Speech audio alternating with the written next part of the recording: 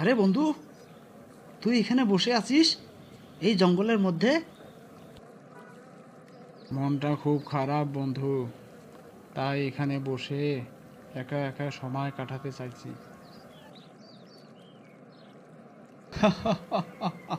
বন্ধু, এটা কোনো কথা বললি তুই? এই বয়স তোর শখের বয়স, আর এই বয়সে তুই চিন্তা করতেছিস? আরে হ্যাঁ বন্ধু, মাঝে মাঝে কিছু বিষয় অনেক ভাবতে হয়। আরে চল চল, ওইদিকে বেড়াইতে যাই, চল।